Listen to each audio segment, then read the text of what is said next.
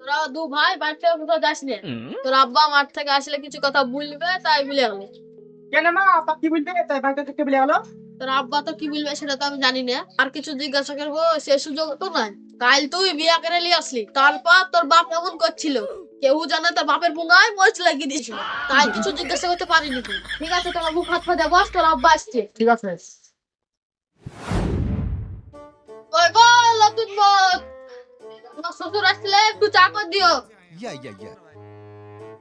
মা, আমি গ্যাসের কাছে যাই না, আমার হাত মাত পুরো কালো হয়ে যাবে। আপনি আপনার বড় বৌমাকে বলেন গা আমার শ্বশুরের লেগে চা করে দিতে। হ্যাঁ, এই যে আমাকে বলে কি দেখে না বান্দরের এরকম মুখ, হয়তো না গ্যাসের কাছে গেলে কালো হয়ে যাবে। মাগি তুই বললি আমার মুখ বাদরের মতন, তুই কি তোর মুখ কোনোদিন আয়নাতে দেখেছিস? তোর মুখ শুকনা গুড়ের মতন হয়ে গেছে। ঠিক আছে মা, মাগে আস্তে আস্তে ঝগড়া লাগিয়ে দিয়েছে। দেখ দেখ বাপার কথা শুনে তো বিয়ে করবি না। আজ যদি আমাদের কথা শুনে বিয়েটা কর, ওই পড়া যায় আর ঠিক যদি বিয়েটা করতি আমাকে আজ এদিন আর দেখতে হতো না। মা ওটা জারের বিটি না, চারুর বিটি। তোমাকে কতদিন বলবো, তুমি তো ওই লোকটাকে গাল দিয়ে মারিয়ে ফেলবা। ওই লোকটাকে গাইলে তো তোর কি হলো? ওই লোকটার কি তোর নাম হয় নাকি? এই স্বামী বলছিস কি?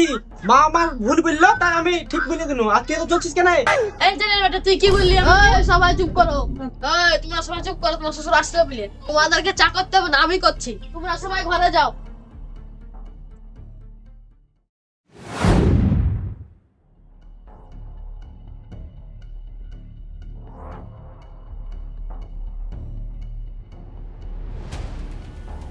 ওরে শ্যামলি, ওদেরকে বুঝিয়েছিস? হ্যাঁ বুঝেছি, সবাই আপনার কোনো ঘরে বসে আছে। ঠিক আছে, চেয়ারটা দে, মাথায় খুব ব্যথা, একদিন বসি।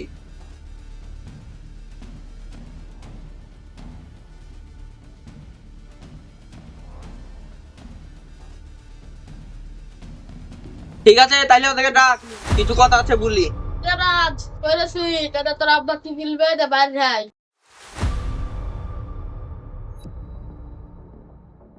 এই তোমাকে তোমার আব্বা কিসের লেগে দেখছে? বাড়ির জায়গা জমি সব ভাগ করে দিবে নাকি? তোমাকে বলছে কি রে, তোর বাড়িতে দুদিন আসা হলো না আর তুই এখনই জমি ভাগ করার কথা বলছিস? এই খাসি জ্ঞান লেগে তো কিছু বলি না। তোর মাথায় গরুর গোবর পুরো আছে নাকি? তুই কিছু বুঝবি না। তোর ভাই আর বাদর মুখে ভাব, যখন সবকিছু নিয়ে নেবে তখন বুঝবি ঠেলা। তখন আমি তোকে আঁখার উপর বসে তোর পুকটি শেখ বেজা বলে দেবো, তখন বুঝবি কত ধানে কত ডাল। তুই তো আমার বোন রে, তুই একটা ডাইনি। তোর ফালতু কথা শুনতে আমার ভালো লাগছে না। আব্বা কি বলছে যা বাইরে শুন। তুই আমাকে ডাইনি বললি, তুই বাইরে থেকে ঘরে আয়, তারপর তোকে দেখছি।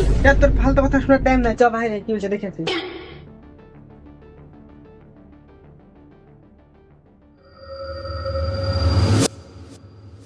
কি ব্যাপার, হঠাৎ তোমার আব্বা ডাকছে?